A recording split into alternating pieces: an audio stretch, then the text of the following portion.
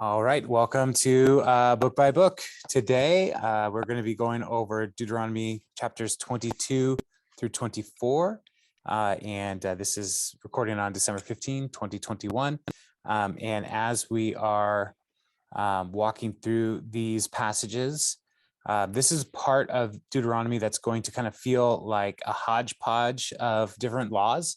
And we have to keep in mind that this is a renewal of the covenant with the Lord for this new generation that's going to go into the land that God had promised them. And so there are a lot of things that maybe are repeated earlier in the law, but this generation had not necessarily affirmed these parts of the covenant with like as a congregation, as a nation.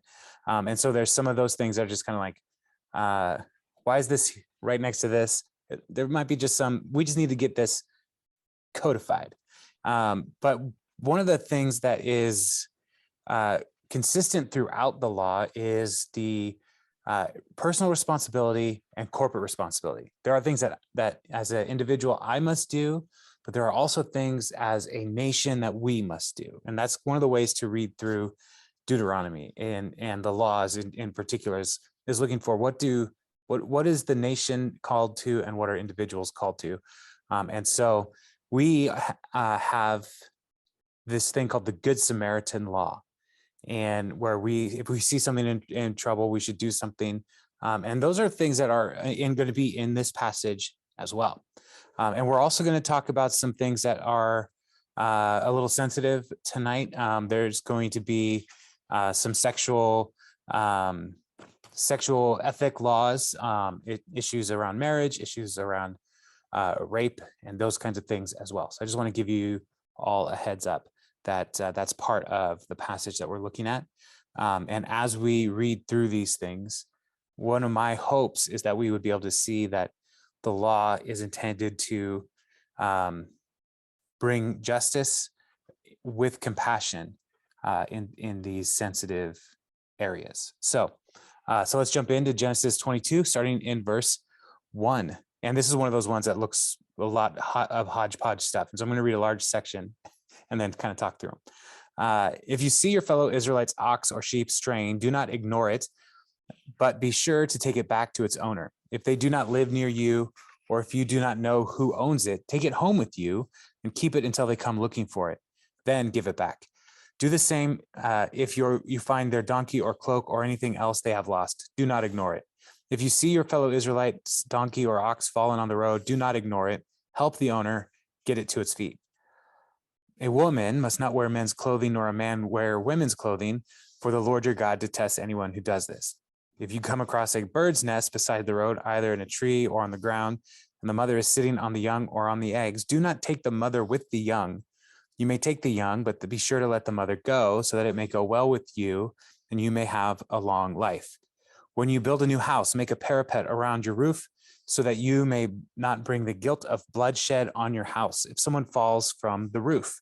Do not plant two kinds of seed in your vineyard. If you do, not only the crops you plant, but also the fruit of the vineyard will be defiled.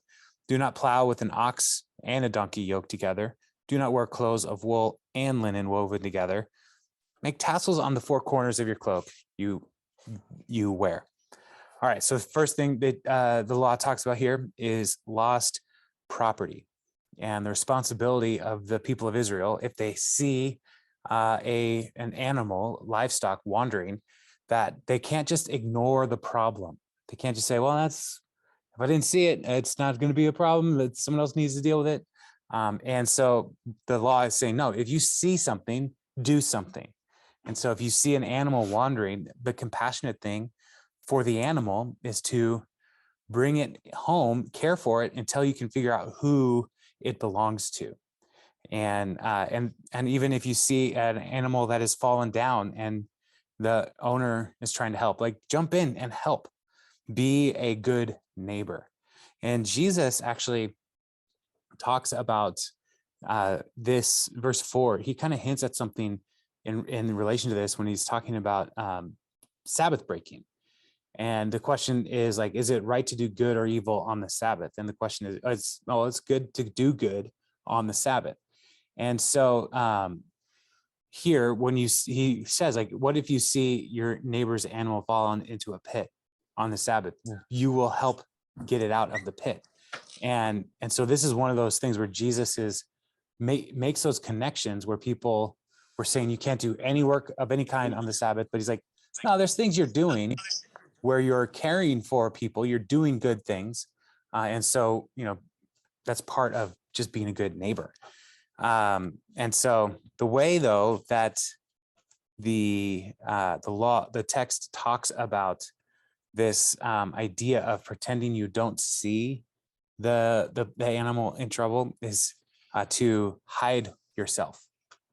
In the text, like, don't hide yourself from the problem, but be attentive to the people around you and bring help where you can bring help. And then this is where it turns into like one of those, it feels hodgepodge. I'm just giving you this example. We'll break down a little bit more later, like into smaller chunks. I just wanted, like, as you read through, I was hoping to give a sense of like, wow, these seem really disjointed.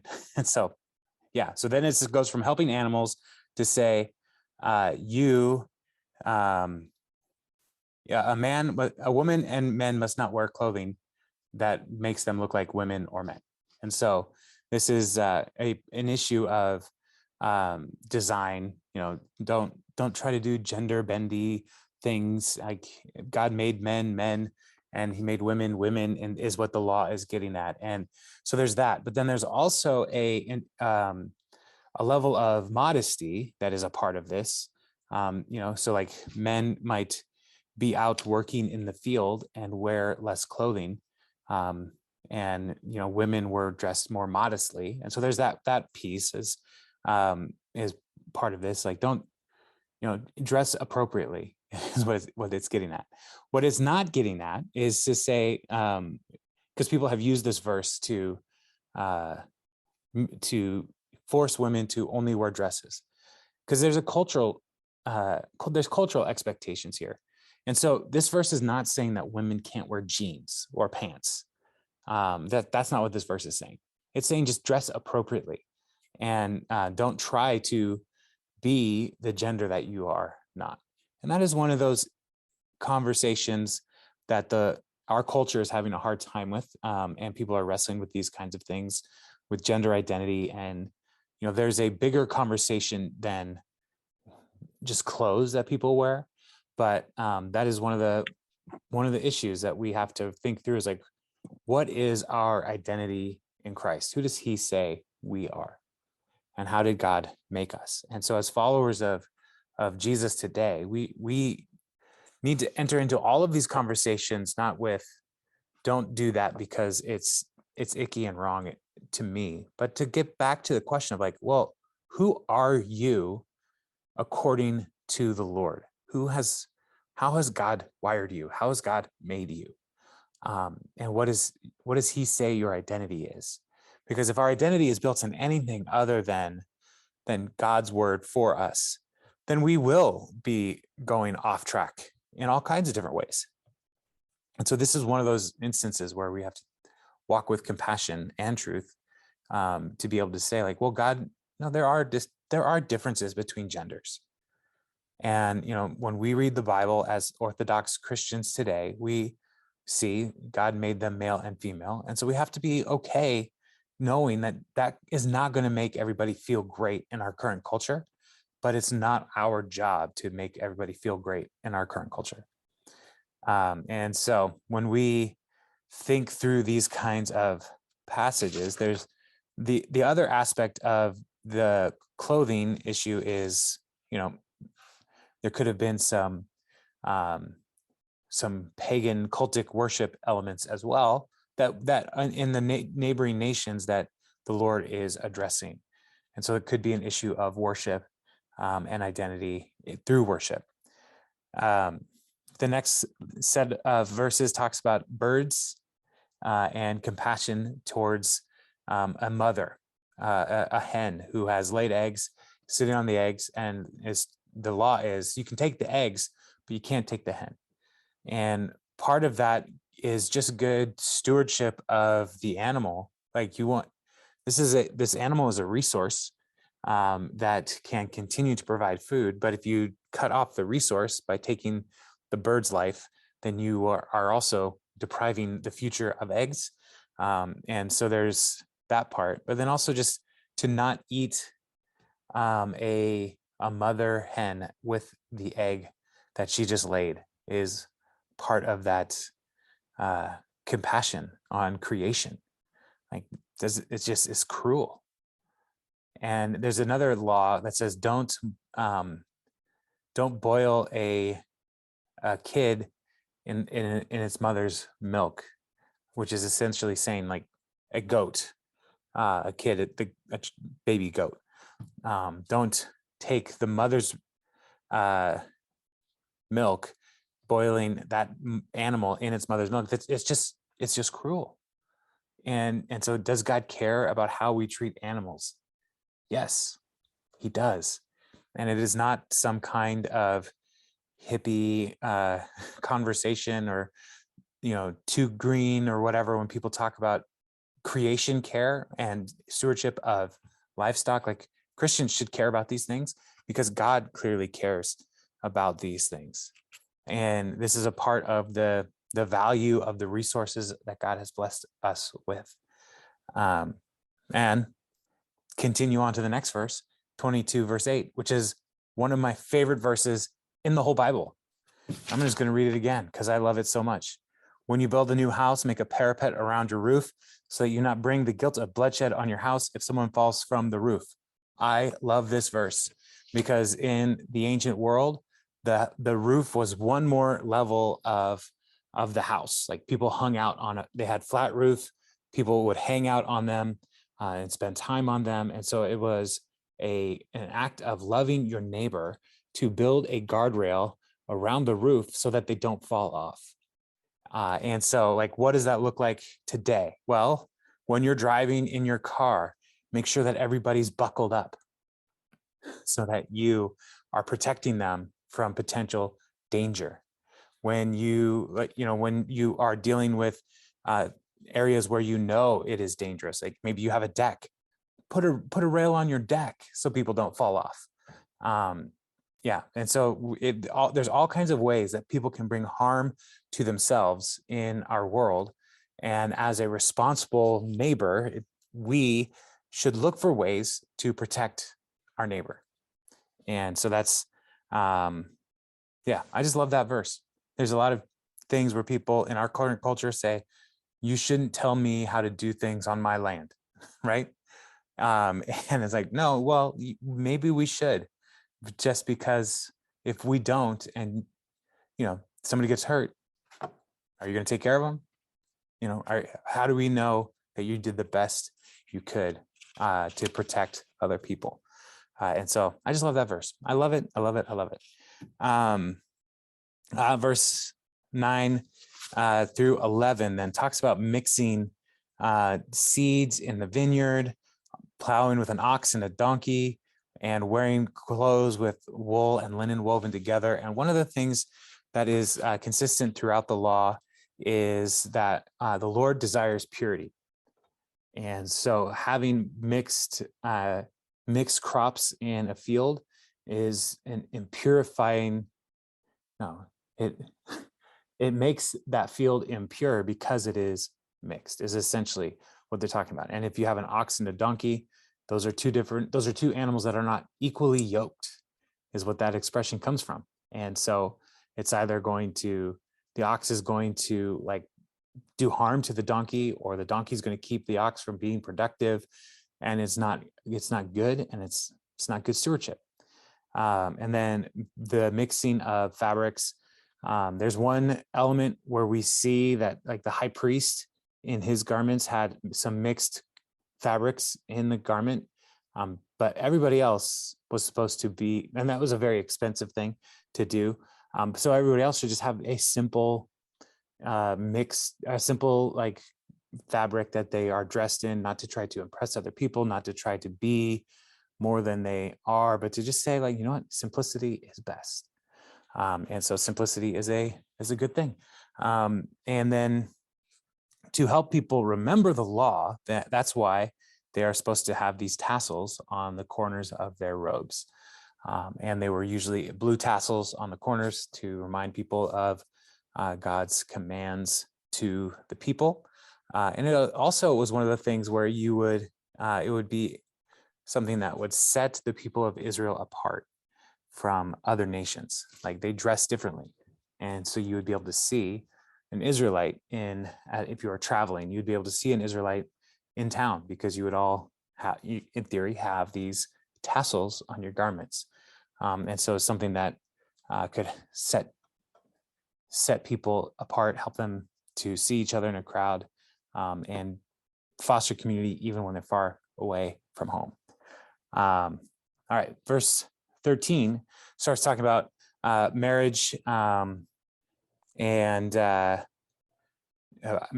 virginity, and this is where we're going to talk about rape as and consequences of rape. So verse 13. If a man takes a wife and after sleeping with her dislikes her and slanders her and gives her a bad name, saying, I married this woman, but when I approached her, I did not find proof of her virginity, then the young woman's father and mother shall bring to the town elders at the gate proof that she was a virgin. Her father will say to the elders, I gave my daughter in marriage to this man, but he dislikes her. Now he has slandered her and said, I did not find your daughter to be a virgin, but here is the proof of my daughter's virginity. Take her, then her parents shall display the cloth before the elders of the town, and the elders shall take the man and punish him.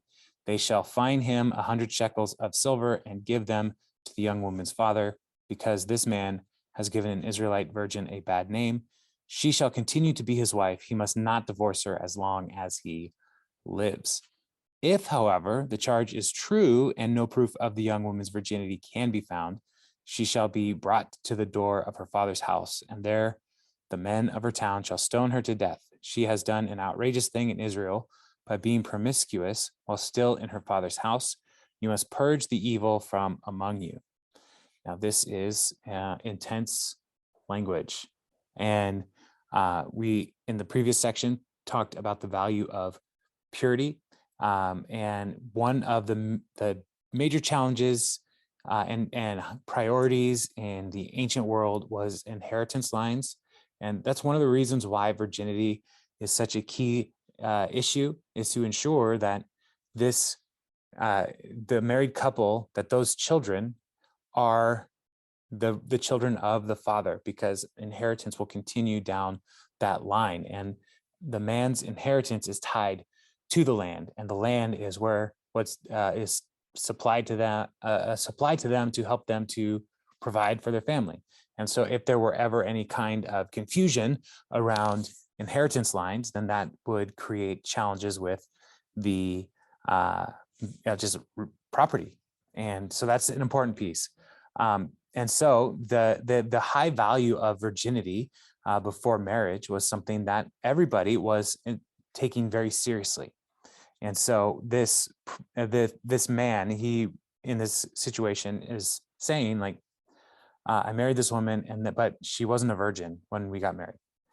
And so if there's proof of virginity, this is the system that they would put in place. Is the night that they would consummate their relationship, there would be some cloth on the mattress or the bed, and then any blood from that first encounter, that first consummation intercourse, could be blood from the breaking of the hymen.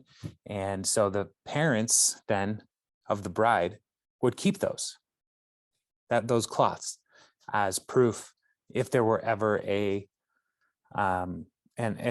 situation like this where a man said she's not a virgin. And so the consequence, if he's wrong, is that he will be fined because of a false accusation against his wife and her family for not caring for her, and then he will never be able to divorce her. And we're going to talk about divorce a little bit later in tonight's passages. And so, yeah, so I mean, it's one of those things, like, if you're wrong about this, it's not going to go well for you in your home for the rest of your life. There's always going to be this, you thought I was this and you were wrong kind of tension. But if he's right, then the woman who was promiscuous and of they're saying she did this outrageous thing in Israel because she stepped out of her father's care and did her own thing, not respecting her father's will. And so this is a serious allegation. And, the consequence of this was that the men of her town would stone her. And so adultery is a major concern for the people of Israel. It is a major concern because it confuses inheritance lines, it confuses families, it breaks everything. And so that's the first marriage law here. And if you have questions, we can talk about those later. Verse 22, if a man is found sleeping with another man's wife, both the man who slept with her and the woman must die. He must purge the evil from Israel. So now it's even, let's move beyond just engagement or first marriage, but to say, like, if people are sleeping with another person's spouse, then that is another form of impurity and evil in the land, and the people cannot tolerate that kind of impurity, because again, this could confuse all kinds of inheritance lines and breakdown of family commitments to one another.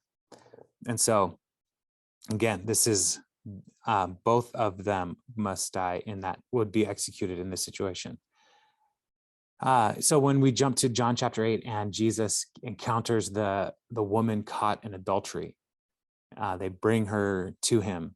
And, one of the key issues here is this woman was caught in the act of adultery, but we don't see the man. And I think that might be one of the things that Jesus is not in a hurry to bring any kind of judgment against her, because you need two people to commit adultery. And so he's like, maybe he sat down and was like, well, till you can bring the other partner, I'm not going to make any kind of verdict. And that may be why he was writing in the sand, or maybe writing out this law, like saying, hey, remember, you need both party here. So verse 23, if a man happens to meet in a town a virgin pledged to be married and he sleeps with her, you'll take both of them to the gate of that town and stone them to death. The young woman, because she was in a town and did not scream for help, and the man, because he violated another man's wife. You must purge the evil from among you. And so this is similar to the previous law.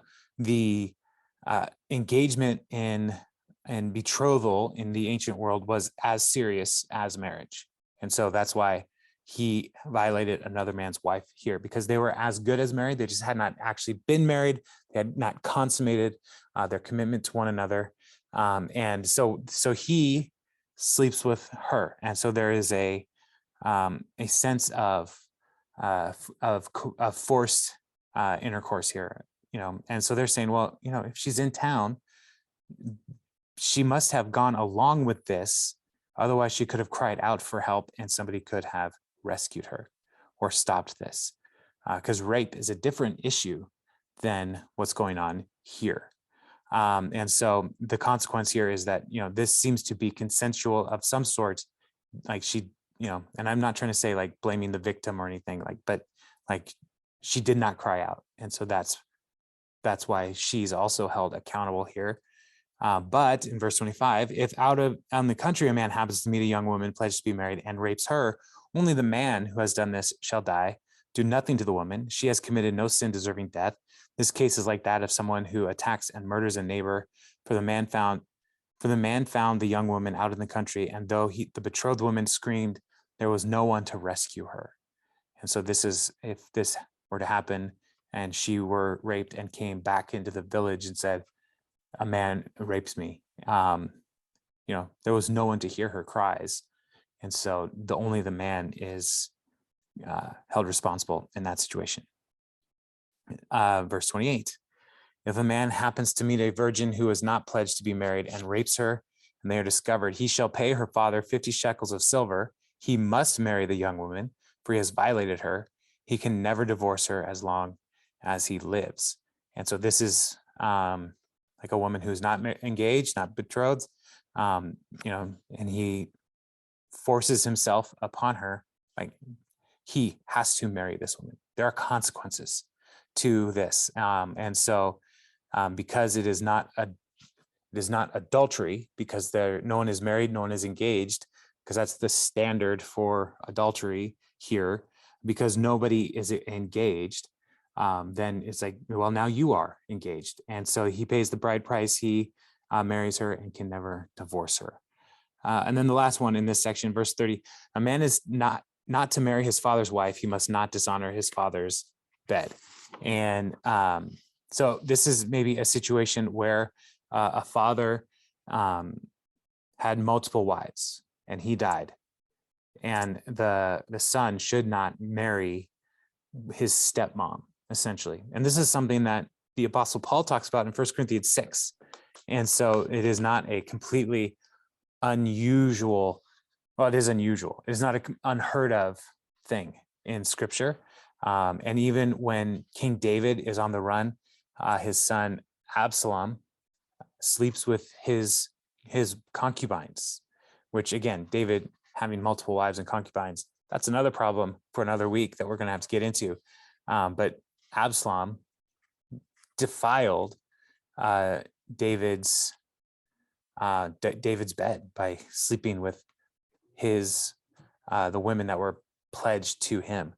And so they're like, the Lord is giving these laws here because he values human sexuality, and he has a standard for how people should honor their spouses, honor themselves, and honor the Lord. And so these standards are in the law, and in our world, it's like, wow, some of these are really intense. And I would not advocate for executing anybody caught in adultery today. And I don't think anybody would be like, no, we need to bring this back.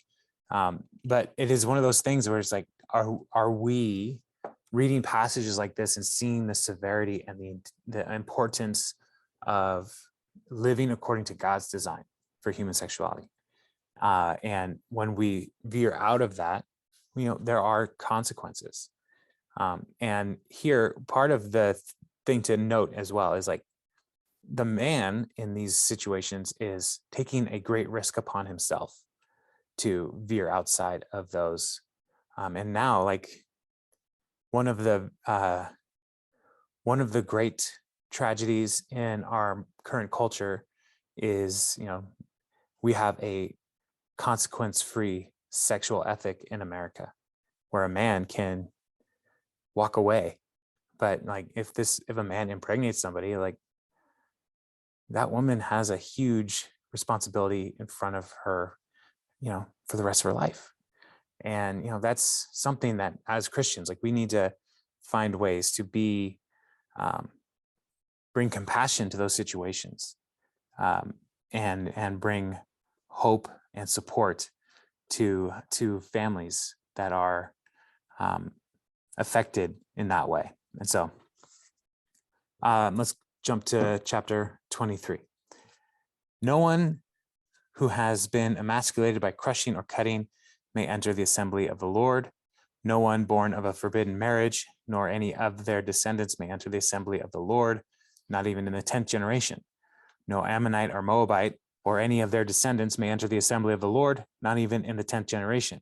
For they did not come to meet you with bread and water on your way when you came out of Egypt, and they hired Balaam, son of Beor, son of Pethor, in Aram Naharaim, to pronounce a curse on you. However, the Lord your God would not listen to Balaam, but turned that curse into a blessing for you, because the Lord your God loves you. Do not seek a treaty in friendship with them as long as you live. Do not despise an Edomite, for the Edomites are related to you. Do not despise an Egyptian, because you resided as foreigners in their country. The third generation of children born to them may enter the assembly of the Lord. And so one of the questions here is like, what is the assembly of the Lord? And so there are people who are arguing that this is any kind of worship gathering, which makes sense. And so anybody who is, emasculated, so like they are not, they have some kind of damage to their testicles, a eunuch, somebody like that, like they can't enter into the worship space because they are impure, essentially. And the same standard is given to animals that are being brought on as a sacrifice. They're impure. And so that's one element. And part of this is to set the people apart from other cultures where eunuchs were the ones operating in the worship experiences of these pagan cults. And so, like, to say like, no, our priests are not that way. This could be what this is talking about. But then also there's bigger things here than just the worship system. And so there may be some questions about like governance. And so to not have somebody who is from a different country to step into their relationship as a leader of the nation of Israel. So that's another element that people are saying. The assembly of the Lord is the civil structures of leadership. And so it's probably somewhere in the middle, because the tabernacle and later the temple really were the hub of the civil and religious life. And so these exclusions from people who are emasculated or from marriages that are forbidden. So that could be like a bastard child, for example, or from a marriage that is between a Israelite and a Moabite or an Ammonite, because those are nations that were not supportive of the Lord's people in any way. And that's what verses 3 through 6 are talking about, is the Ammonites and the Moabites were working hard to try to stop the people of Israel from coming into the land. And so they are not supposed to be brought into the nation. Now, one of the interesting things about this and this law is that David, his grandmother was a woman named Ruth. Ruth was a Moabite woman. And so like this law is like not something that they can really apply to David, because David is God's chosen king. And so there are some interesting things with that idea, like that recognition. And so maybe it is if the father is a Moabite or an Ammonite, because Ruth essentially in her relationship with Naomi is saying, I want to serve your God. I want to go where you go. I want to follow you wherever you go. I'm with you. And so I'm going to worship the way you worship. And so she is she's an evidence of conversion. And so that might be the way that we can understand the difference there. And we talked about Balaam when we were going through the book of Numbers. But yeah, he was hired to curse them and he could only bless them. And instead he cursed the people who were working against the people of Israel. And then the Edomites are part of they're related to Israel because Edom is the nation that is a descent of Esau. And so they are cousins essentially. And so it's like, don't despise Egyptians or Edomites, because the Edomites, they're your relatives, and the people of Egypt, while yes, you were slaves to them, you lived among them. And so be respectful of them. So verse 9, when you are encamped against your enemies, keep away from everything impure. If one of your men is unclean because of a nocturnal emission, he's to go outside the camp and stay there. But as evening approaches, he is to wash himself, and at sunset he may return to the camp.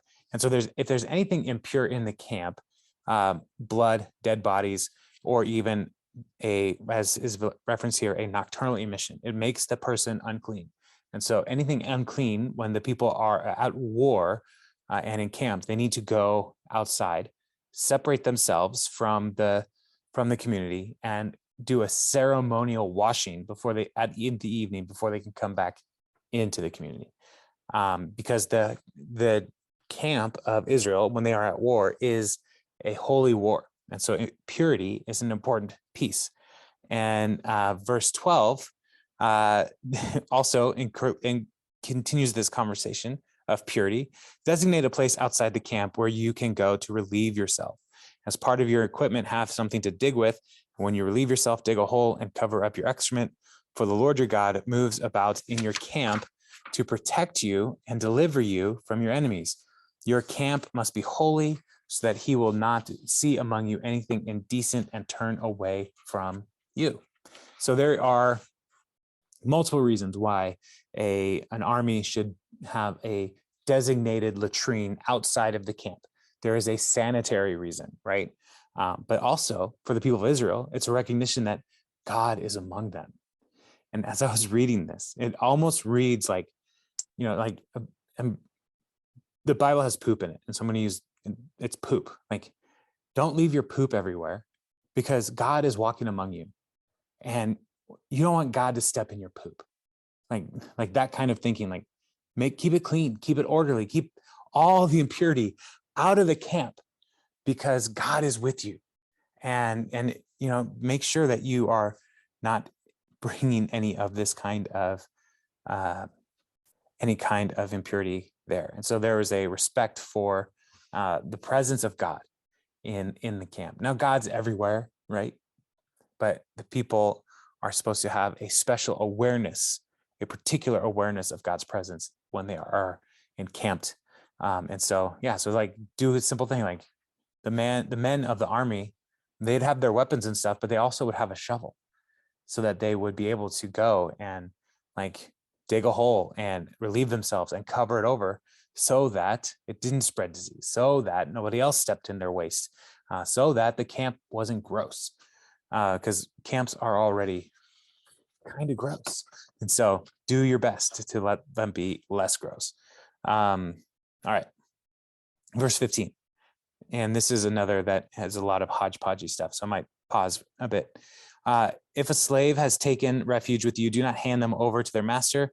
Let them live among you wherever they like, and in whatever town they choose. Do not oppress them. And so this is essentially thinking like, if a foreign person escapes their slavery and comes to the land that the Israelites live in, welcome them. Say, no, yeah, God will protect you here, and we will watch over you. We're not going to hand you over, because people are not supposed to be property.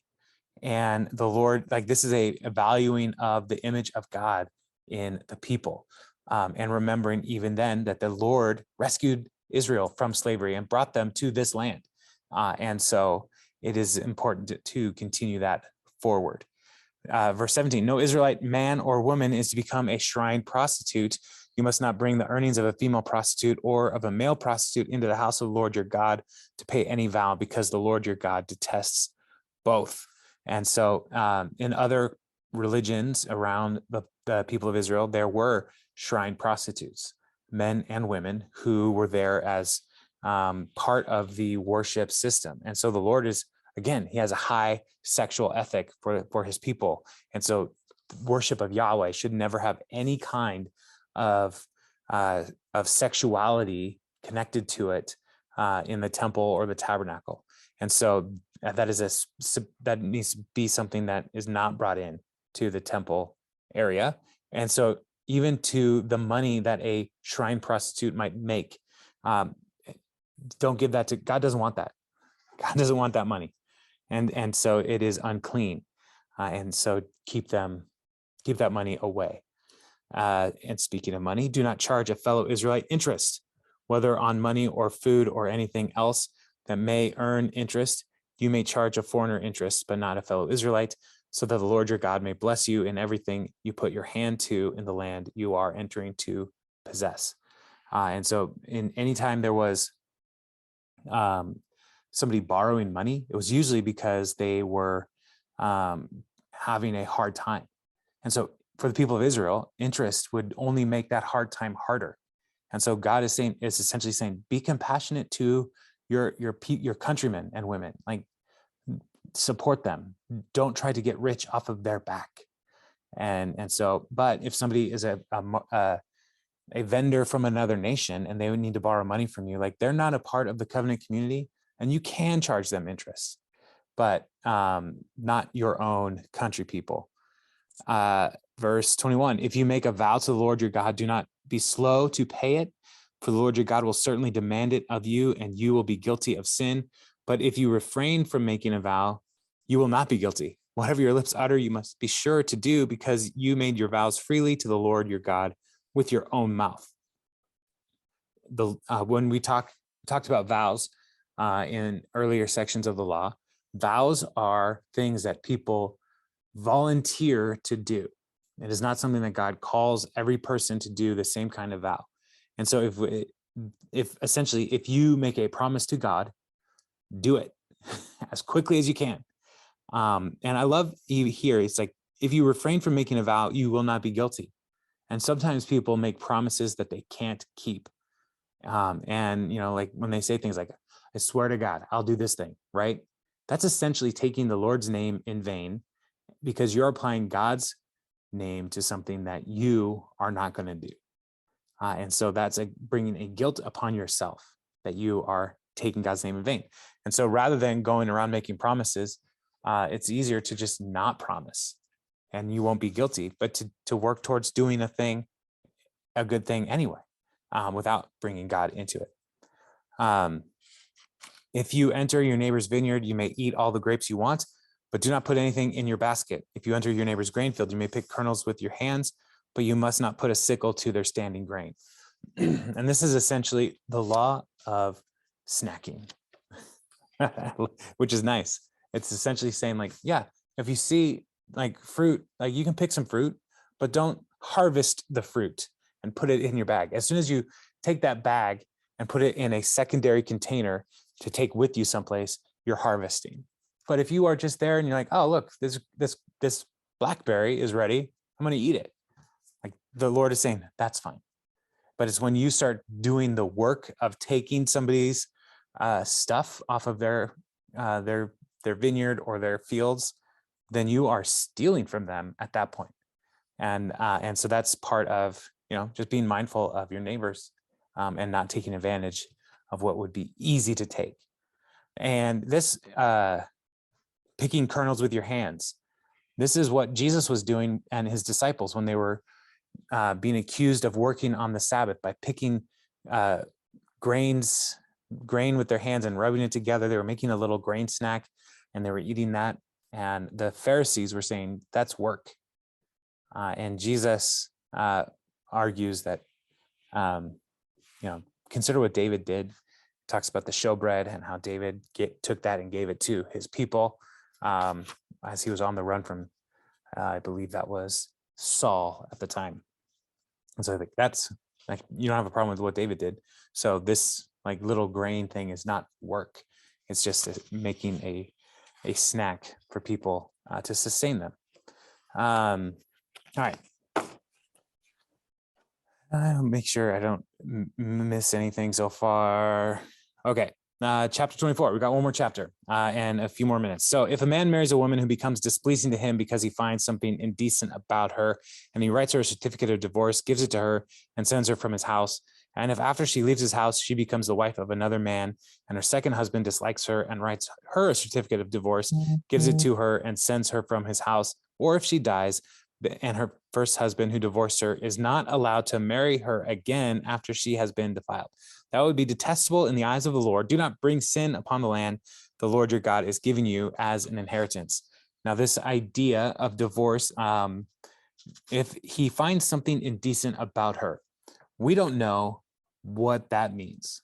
That it's not clear. And it's not an adultery issue because there were consequences that we already went over if there was adultery happening. And so it is something else. But he is given this, the man is given this right to give her a certificate of divorce. And the religious leaders will come to Jesus and ask him about this, saying that a man can divorce his wife for any reason. And Jesus' response to that is, Moses gave that law because your hearts were hard. And so this is not a command to get divorced. This is a concession because people have hard hearts, essentially. And so that could be what is indecent about her. She has a hard heart. I don't know. But divorce is not God's intention when people get married. But the other part of this is to not make divorce and remarriage super easy either. And so if this man divorces the wife and another man marries her, well, okay, good for her. She's now with this other man. But if he divorces her, the first man can't go take her back because he has already released her from his relationship. And that's something that, is a protection for this woman. She's not supposed to be treated like a piece of property or a rental car that can just be passed between people. Like, honestly, that's the kind of language that is happening here. Like, you released her, so release her, is what this law is saying. All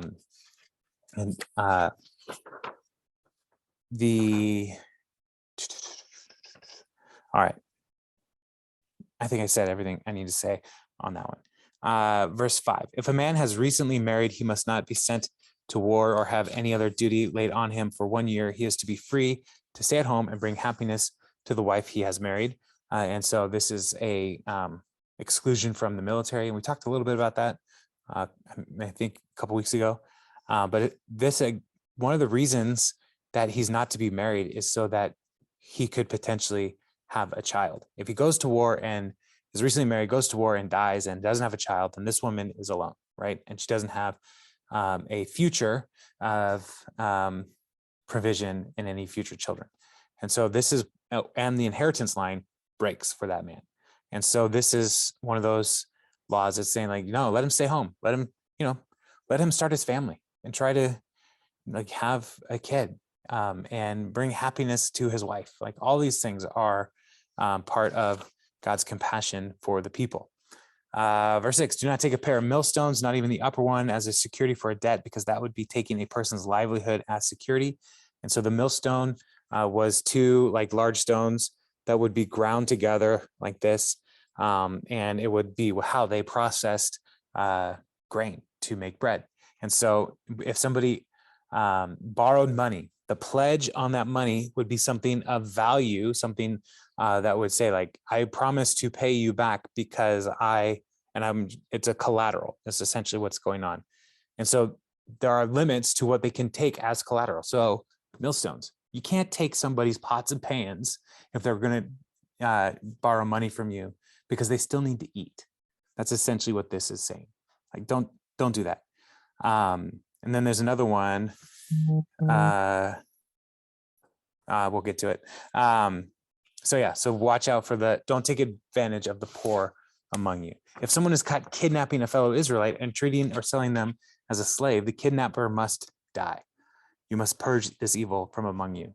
So we talked about slavery a couple weeks ago, where somebody borrows money. They're in such tremendous debt that the only way they can repay it is to enter into a voluntary servitude, to say, I will live among you as your slave for 7 years. And then at that 7-year mark, they can be released, right?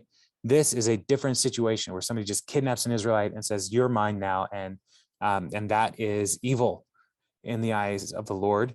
And so you must purge this evil from among you. So that person is to be executed.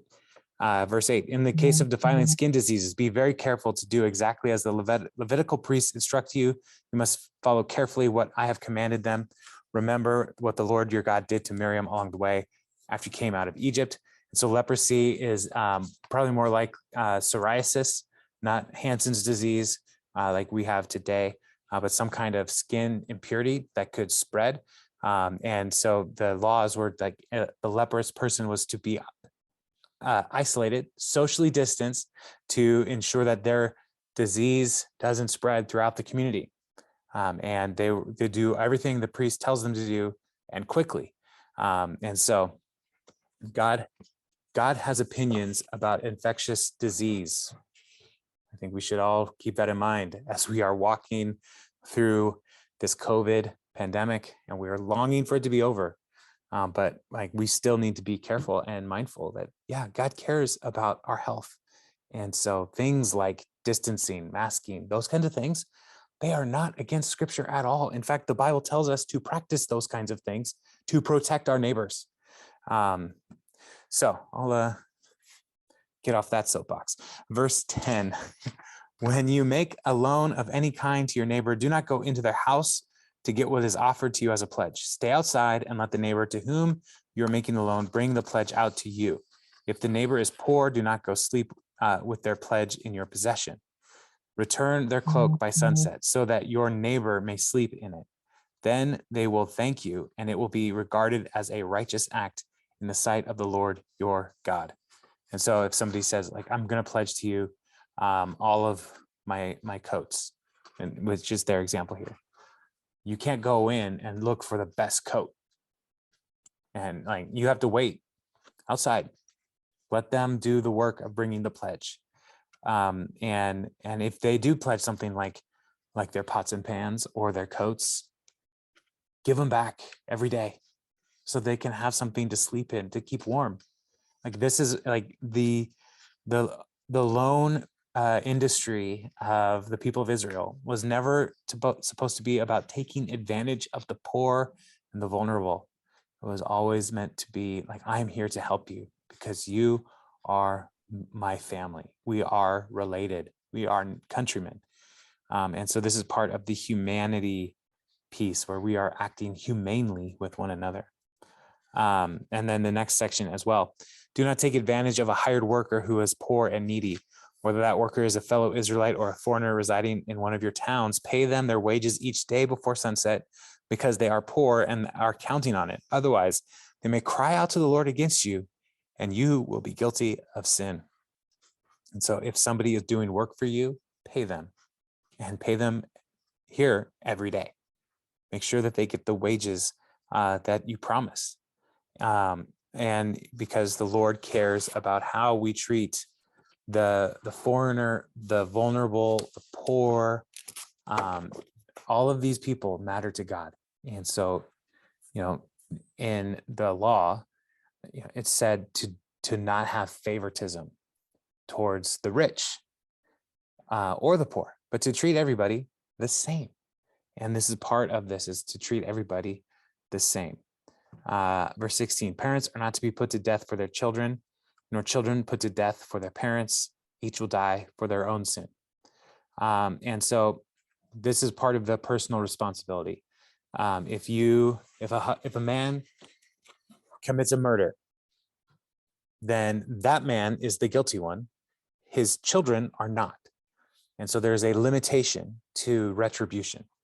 And so that's part of God's design as well. So it's not to say like, well, if that man is doing this, like, I can only imagine how bad his kids are going to be. So we better eliminate the children as well. That's not part of God's design. However, there is a story in the book of Joshua where Achan is told, like, the people are told, do not take anything from Jericho. It is a city devoted to the Lord, to destruction. And so they are not supposed to take anything. Achan takes some things and hides it in his tent. And so his family is involved in this conspiracy to take things that they were not supposed to take. And his family is destroyed because of their sinful behavior.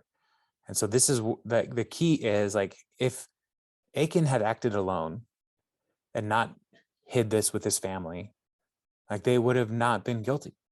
But because they were partners in this crime against the Lord, there is a corporate culpability that makes them all guilty. Verse 17. Do not deprive the foreigner or the fatherless of justice, or take the cloak of a widow as a pledge. Remember that you were slaves in Egypt, and the Lord your God redeemed you from there. That is why I command you to do this.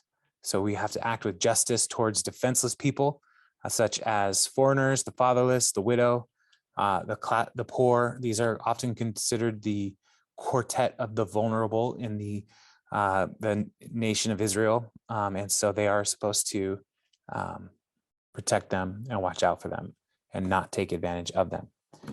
And another example of caring for the vulnerable is verse 19. When you are harvesting in your field and you overlook a sheaf, do not go back to get it. Leave it for the foreigner, the fatherless, the widow, so that the Lord your God may bless you in all the work of your hands.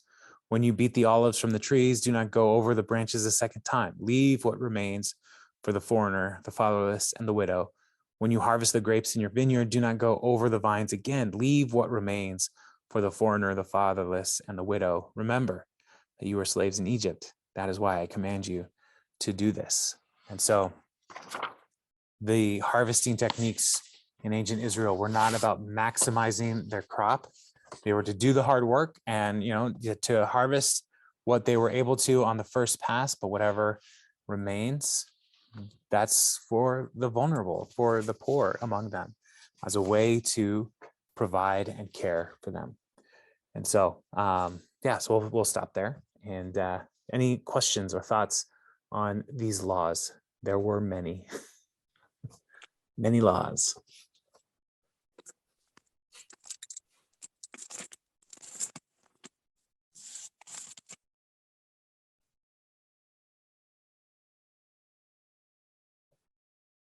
No? I have kind of a silly question. There are no silly questions. Well, when I'm walking around and in the summertime, there's like blackberry bushes over a fence that belong to nobody, and I take a little bowl of them. They're all gonna fall on the ground. Is that kind of thing? Like, I could eat some, but I probably shouldn't take a bowl. I don't know. Yeah. Well, here's the thing. Blackberry bushes were probably not the greatest example for me to give as I was talking about it, because they grow everywhere and on land that like nobody's caring for, right? Yeah. So that's probably fine. But if you know your neighbor has blackberry bushes in their property and they're like, no, we're gonna make the best blackberry jam, and like they do this intentional thing, like you should not go over into their property and say like, I'm gonna take your blackberries. Okay. Right. But if you're like running along the interurban trail one day and you're like, man, there's tons of blackberries here. Yeah. And that's a public space, then like, yeah, those are for the community at that point, I would say. All right. So, yeah. I felt a little guilty. Well, I was not trying to put any guilt on you, Lizzie. So, yeah. That should have been for me. I was blackberry picking all summer, so I was like, that should have been a more clear, I should have said like an apple tree or something that your neighbor is like, growing, and don't take their apples, essentially. So unless they tell you can, then have some apples. But yeah, any other thoughts or questions? Okay, here I have a question. Here, Yes. 20 in chapter 22, verse 28 and 29, when he must marry the young woman, for he has violated her. He can never divorce her for as long as she lives. This is a woman that he's raped. Is the Lord not essentially punishing the woman as well for having to live with her rapist for the rest of her life? Well, that is a question. That is an important question to wrestle with here. But that is also a question that we are asking with 21st century sensibilities. Okay. Right? Part of the challenge in our culture is, and I'm not saying this as a challenge like it's a bad thing. Women are much more independent in our age than they were in their age, right? Like, a single woman can have a job and a career and be able to provide for herself and children, right? That's a possibility. In this age, that was not a possibility. I see. Okay. All right. Or it would have been very hard. And so this man who was trying to fulfill his own desires and take advantage of a vulnerable person is he's a terrible person, but also like he's done a terrible thing to somebody else.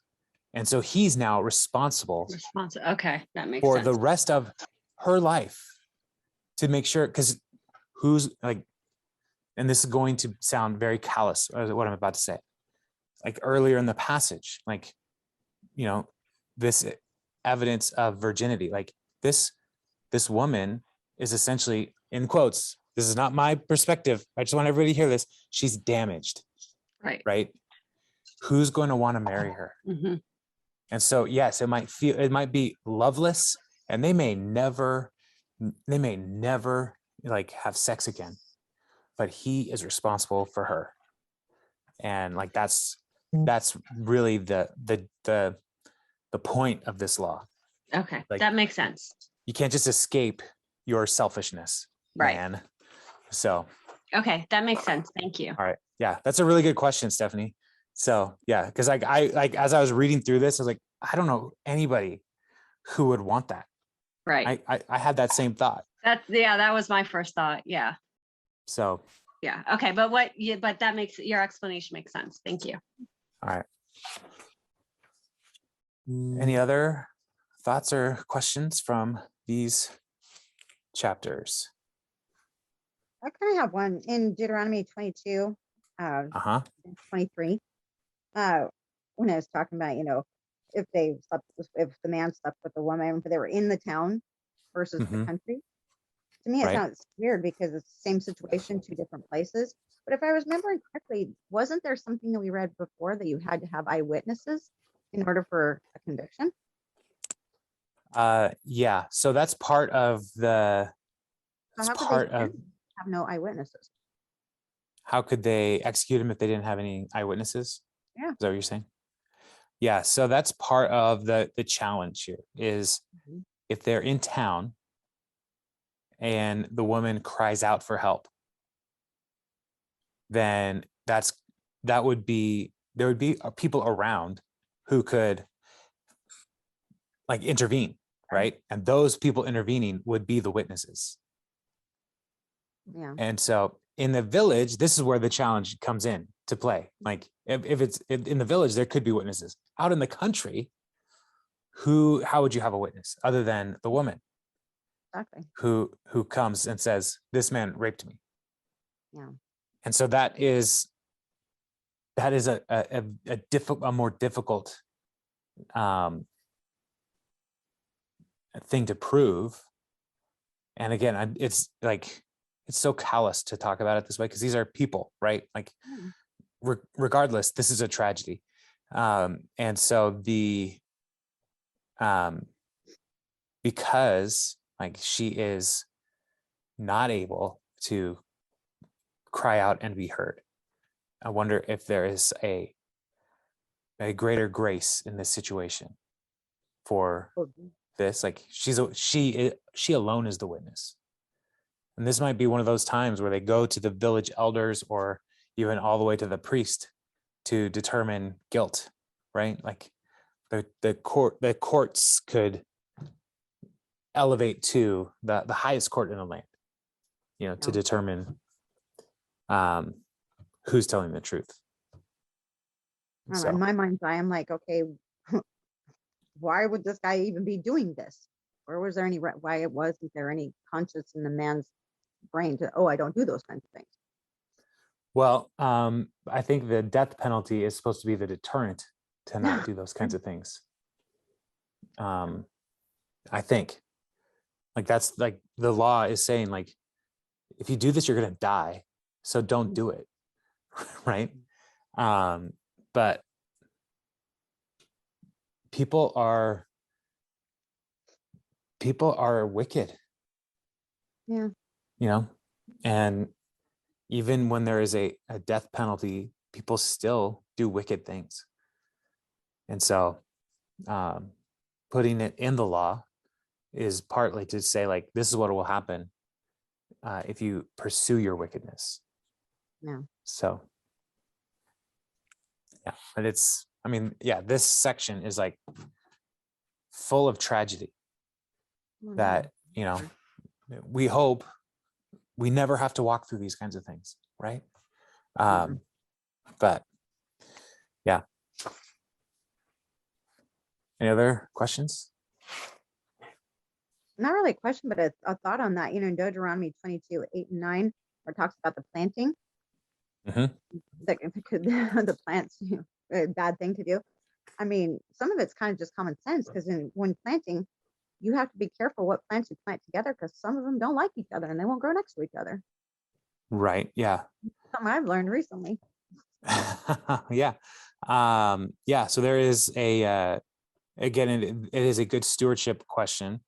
Like, just doing this doesn't mean, like, you might be laziness that would cause you to try to just plant willy-nilly, but yeah, God has a desire for purity among his people, even down to the crops that they grow to be pure. So sorry, before I forget, we've done so many hybrids of stuff now. Like, I've wondered if that has anything to do with that. Like all these weird, like, grapes or grapples, the grape tasting apples. I don't know. Like, we're just messing with stuff so much. Yeah. Well, that was what I was about to say.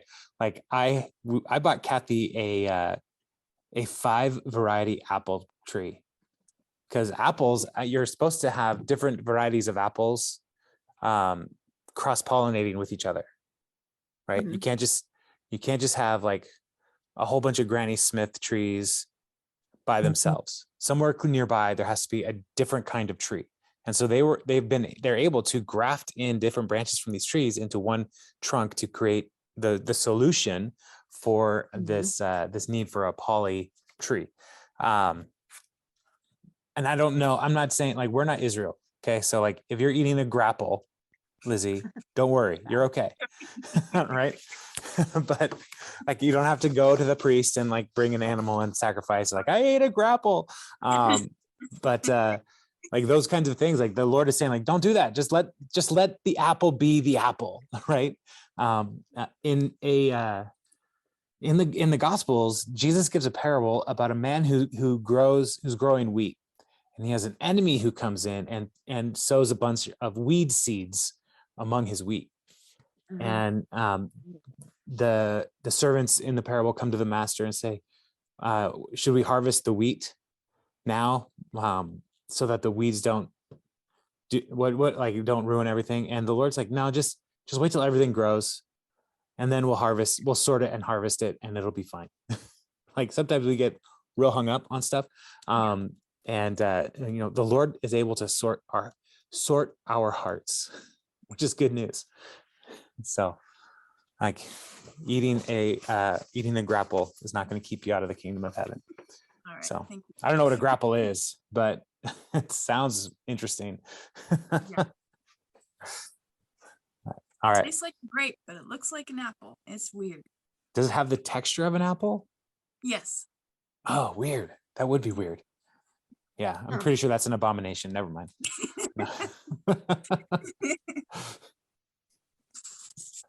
Yeah. All right. Any other questions?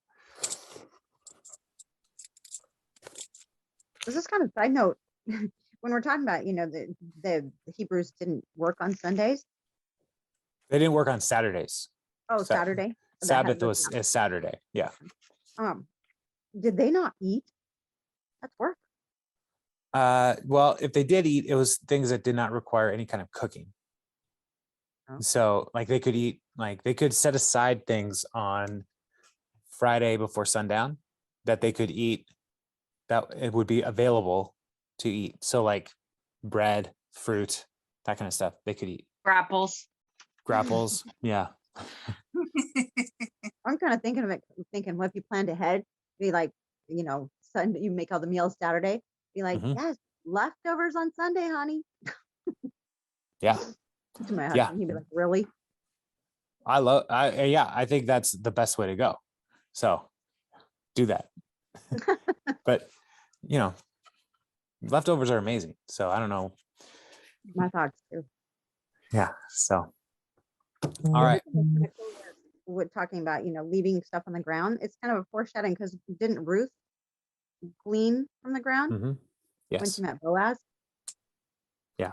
That was, yeah. So Naomi told her to go to Boaz's field. He's a family member. And like Naomi knew about these laws in the people of Israel because she was an Israelite. And so, yeah, but she was old. So she sent Ruth to go and do the work. So, yeah. Mm-hmm. That's cool foreshadowing. Yeah. I mean, there's laws and then we see it play out in a positive way. So, yeah.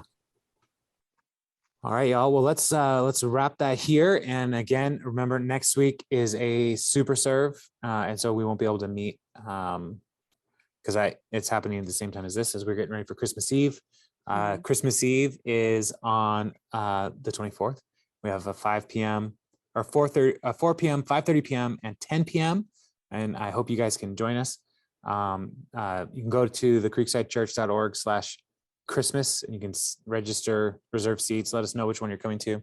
And it's going to be a fun night. But also, if you want to join us for Super Serve, that's Wednesday. I think we're starting at 6:30. I think so. So come on out. Let's get ready for Christmas Eve and have a good time together. So, but I will see most of you Sunday, I think. So have a good week. You too, Good guys. night, everybody.